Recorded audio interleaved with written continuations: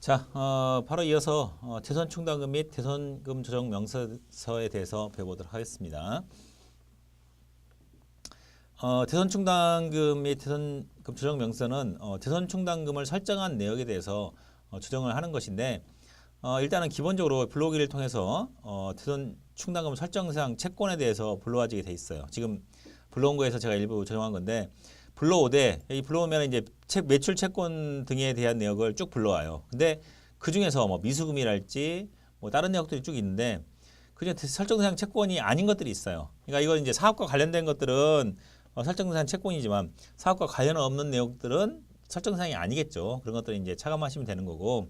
그리고 하나 정리해야 될 게 상단에 있는 대선금 조정부터 먼저 하셔야 돼요. 그래서 이제 대선금 내역은 대선금 내역을 가지고 이 내역을 보시는데 부도 발생 6개월이 경과한 100만 원의 금액이 있어서 이 내역이 12월 31일자 일반연표 입력에 돼 있어요. 근데 부도 발생일로부터 6개월이 경과했지만 비만금으로 해서 세법상으로는 100만 원을 전부 다 대손 처리할 수 있는 게 아니라 비만금 1,000원은 남겨두고 그리고 나머지를 필요경비 산입할 수 있도록 돼 있어요. 그러다 보니까 지금 대손금 100만 원에 대해서 전부 다 충당금과 상계했는데 전부 다 상대할 것이 아니라 어떻게 했다?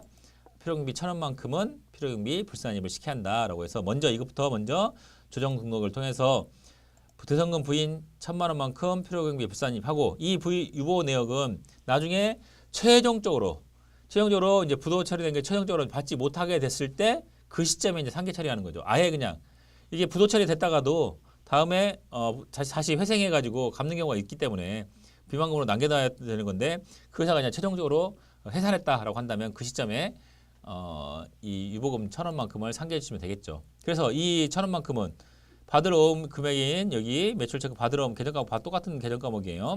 받으러 온 똑같은 계정과목에서 이만큼을 더해줘야지 맞을 거예요. 더해주면은 2억 2천에서 2억 2천만 1,000원이 되겠죠. 1,000원이 돼서 단기 충당금 설정 대상 채권이 될 테고, 그리고 여기에 이제 그 총 설정 대상 채권이 5억 2천만 원, 5억 2천만 1,000원일 텐데 그 중에서 설정률 1%로 해서 했어요. 근데 이 설정률은 1%와 전기 대손 실적률 둘 중에 큰 금액인데 지금 여기에는 지금 대손 설정된 게 하나밖에 없죠. 설정된 게 100만 원밖에, 그것도 99만 9천 원밖에 되지 않기 때문에 사실 이제 전기 내역을 알려면 어떻게 해요?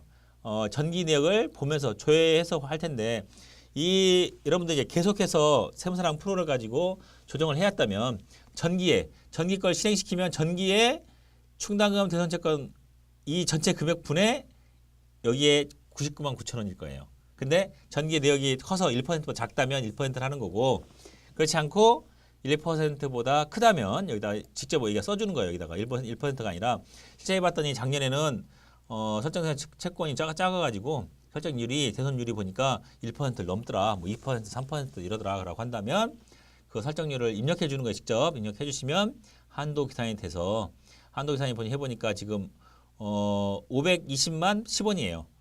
거기에서 이제 필요계산 경비를 계산한 게 700만 원이기 때문에 700만 원은 기말 현재 대손 충당금 설정상 금액이에요. 합계예요.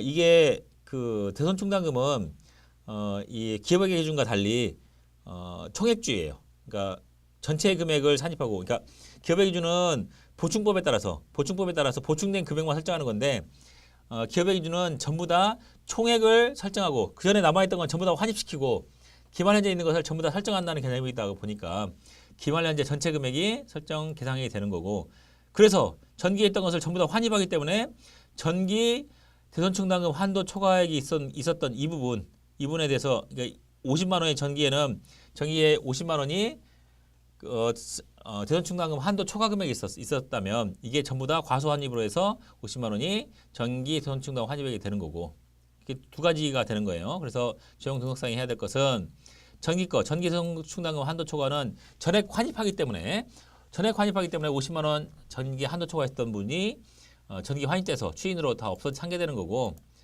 이거 추인인데 잘못했어요. 눌러주고, 그 다음에 올해 단기 것은 어떻게 해요? 대손 충당금 한도 초과로 179만 9,990원, 990원이 900원, 1799900만큼이 이번에 새로 설정된 대손 충당금 한도 초과 되겠습니다. 이것도 역시 내년에 가면 어떻게 한다? 내년에는 조정사항이 그대로 이 금액이 그대로 가서 전기 대손 충당금 한도 초과 179만 9,900원이 추인으로 계산되어질 거예요. 왜냐하면 총액주이기 때문에 전기에 한도 초과 있던 것은 바로 그 다음 기회에 전부 다 환입되기 때문이에요. 자, 여기에 대해서 대손 충당금 내역을 살펴봤고, 그다음 아래 이제 접대비 조정명서인데, 접대비 조정명서 하기 전에 뭐부터 먼저 봐야 한다 그랬죠? 그렇죠. 중소기업 여부를 회사 등록에서 중소기업 여부를 여기에 중소기업 여부 뭘로 되어 있는지 잘 선택하셔야 한다 그랬어요. 중소기업 여부가 주업종이 여러 가지 업종을 하고 있으면 주업종이 중소기업이면 되는 거예요. 중소기업이라면 이제 접대비 조정에서 이제 불러오기를 하면은 내역이 불러와지는데 내역 불러와서 그 내역에 대한 조정을 하는 거예요. 근데 이제 이건 법인세 조정하고 거의 비슷한데 법인 조정하고 차이 나는 점이 있어요. 법인은 법인별로 하는데 이 개인 사업 소득은 뭐 어떻게 한다 그랬어요? 개인별로 하는 거예요. 그러다 보니까 여기는 사업장이 하나밖에 없다고 가정해 있는 거지만 복수의 사업장 여러 가지 이거 외에 다른 사업장이 있다면 어떻게 한다?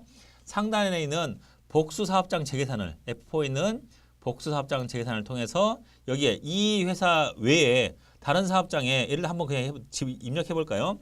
다른 사업장이 20억의 매출이 있었다라고 한다면 이렇게 뭐 굉장히 많네요. 지금 이 자체가 기업 자체가 지금 금액이 많아요. 그래서 매출이 있었다고 한다면 이렇게 입력을 해주시면 입력해 주시고 확인하면은 한도가 이렇게 보시면 변화되는 거 봤죠? 복수 사업장 해가지고 한도가 어떻게 됐어요? 변화가 일어났죠. 왜냐하면 전체 사람별로 전체 소득 금액을 이 접대비 한도를 계산한 다음에 매출액 대비 총수익 금액이라는 것은 매출액 대비죠. 총수익 수익 금액 대비로 나눈 거예요. 그러니까 총 이 사업자 이 거주자는 여기에 51억 외에 다른 20억이 더 있기 때문에 총 71억 분의 51억으로 나눠진 금액이 이게 한도가 계산되어지는 거죠. 그러니까 이제 한도 초과액도 나오는 거 하는 거예요.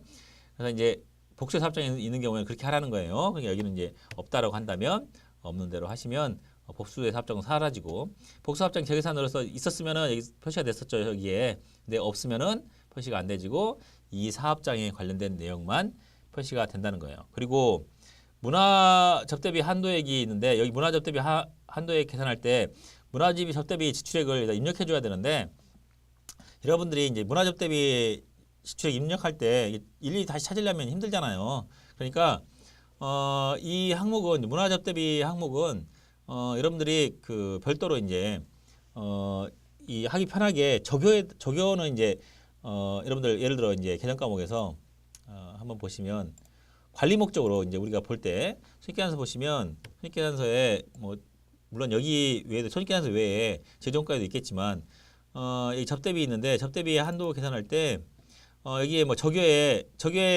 1번 신용카드 사용 접대비로 걸어야 돼요. 그리고 경조사비는 6번으로 걸어야 되는 거고 1번 아니 6번으로 걸어야 되는데 거래처에다가 되도록이면 거래처에다가 문화 접대비면 문화를 접대비 내용을 이게 걸어두시면 나중에 일반전표에서 일반전표 입력에서 여러분들이 검색을 통해 가지고 한번 봐봅시다. 이렇게 변경해서 1월부터 10월까지 있으면 이제 검색을 통해서 개정 과목은 접대비고 그 다음에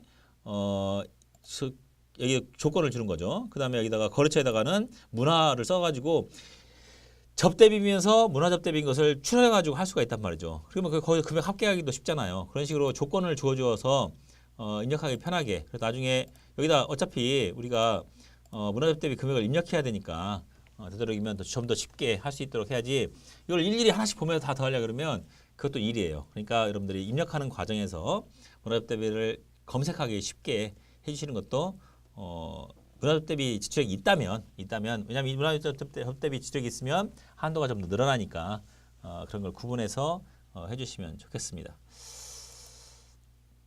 자, 그리고 이제 그 다음으로 가서 그 다음에 지급이자 조정명서가 있는데 지급이자 조정명서서는 이게 좀 복잡해요. 좀 복잡한데 근데 프로그램이 많이 이 내역을 커버해주고 있어요. 그래서 이제 일단 불러오기를 통해서 불러오면은 내용이 이제 불러와져 왔잖아요. 네 하면 이제 불러와져요. 내용이 불러와지는데 이 중에서 사업용 자산 명세에서 해당되지 않은 것들, 사업용 자산이 아닌 것들은 빼는 거예요. 그래서 뭐 현금이다 그럼 현금이 아니다라고 한다면 삭제해서 누르시면 돼요. 이렇게 보통 장자예금도 아니다 그러면 삭제 이렇게 한 칸씩 없어지잖아요.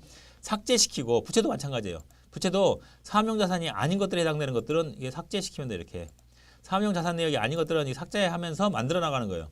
불러오면은 자산 내역과 부채 내역을 다 불러오니까 이 중에서 사업용 자산이나 사업용 부채 내역이 아닌 것들은 전부 다 삭제하는 거고 삭제를 통해서 해당되는 것만 하는 거고 그리고 업무와 관련 없는 자산의 적수는 여기서 이제 검색을 하는 거죠. 보시면 이게 지금 여기 단기매매 지금 불러왔지만 여기 2번란에 보고 F2를 눌러주시면 F2에서 계정 과목을 불러올 수 있게 돼 있어요. 뭐 단기매매증권 돼 있는데 뭐 예를 들어 뭐 단기매매증권 외에 뭐 만기보유증권이 필요하다라고 한다. 만기증권 불러오면은 이렇게 내역이 있으면 불러와지는 거예요. 계정 과목을 해당되는 업무와 관련 없는 자산의 적수를 불러와서 할 수 있게 되는 거죠. 마찬가지로 이제 초과 인출금에 대한 적수 역시도 이 내역 중에서 이제 사업용 부채와 자산과 부채에서 차감한 금액에서 초과 인출금의 적수를 계산할 수 있게 불러와지는 거죠. 여기 불러와진 내용을 바탕으로 해서 불러와진 것을 삭제하고 나면은 계산되어진다는 거죠. 지급이자 조정 역시 마찬가지로 이 지급이자 총액을 입력해 주시고 그 전에 이제 채권자 불명 사채이자나 건설자금이자를 이건 뭐 바로 직부인할 수 있는 거니까 이런 게 있다면 주정 등록에다가 바로 등록하는 거예요. 채권자 불분명 사채이자. 그다음에 건설자금이자는 채권자 불분명 사채이자는 인출로 처리하는 거고 그다음에 건설자금이자는 그쵸, 유보로 처리하는 건설자금이자는 이제 그 해당 건설 해당 자산에 취득원가에 포함시켜야 되니까 유보로 해야 되겠죠. 하지만 이제 채권자 불분명 사채이자는 사실 엄격하게 구분하면 좀 나눠져야 돼요. 이게 이제 원천징수분에 해당되는 것은 기타 사유출이고 그다음에 그 외의 부분은 인출로 해야 되는데 지금 이제 이 학습 목적상 해놨으니까 지금 여기다 인출로 그냥 다 처리해 놓은 거예요. 자, 이런 내역들을 먼저 시부인 계산하고 그다음에 거기에 대한 차입금 적수 등을 이것도 역시 불러와줘서 계산되겠지. 우리는 여기다 입력하는 거예요. 여기다가 이제 지급이자 및 차입금 적수에다가 이자율과 지급이자를 우리가 입력해 주는 거예요. 여기다가 직접 우리가 차입금 지급이자 중에서 지급이자 몇 퍼센트 이자로 얼마를 지급했다라고 한다면 차입금 적수가 기록되겠죠. 마찬가지로 7% 이자율로 지급이자 300만 원을 지급했다라고 한다면 차입금 적수가 계산되어지는 거죠. 그죠? 그래서 이제 이자율별 차입금 적수를 계산했고 이게 업무무관 자산에 대한 지급자는 이 중에서 이제 차입금 적수 금액과 업무와 관련 없는 자산에 대한 적수를 계산해서 업무관 자산에 대한 지급이자 송금불사입 내역을 이게 지금 필요금 불사입 대상이 지금 계산되어 됐잖아요. 61만 3,780원 내역을 그대로 이제 일단은 앞에서는 내역들을 불러왔고 이제 업무관 자산의 적수를 집어넣은 거고 거기서 지급이자에 대한 내역 앞에서 적어주고 그 다음에 자산에 대한 지급이자 내역을 주정 등록을 통해서 여기 보시면 어떻게 돼 있어요? 업무무관 자산 지급이자에서 61만 3,780원. 그러니까 이 업무무관 자산이 없었더라면 지급하지 않아도 됐을 이자 내역 금액을 부인하는 거죠. 그래서 인출로 처리하시면 되겠습니다. 자, 여기까지 하고 또 길어지면 또 그러니까 잠깐 또 쉬었다가 또 이어서 하도록 하겠습니다.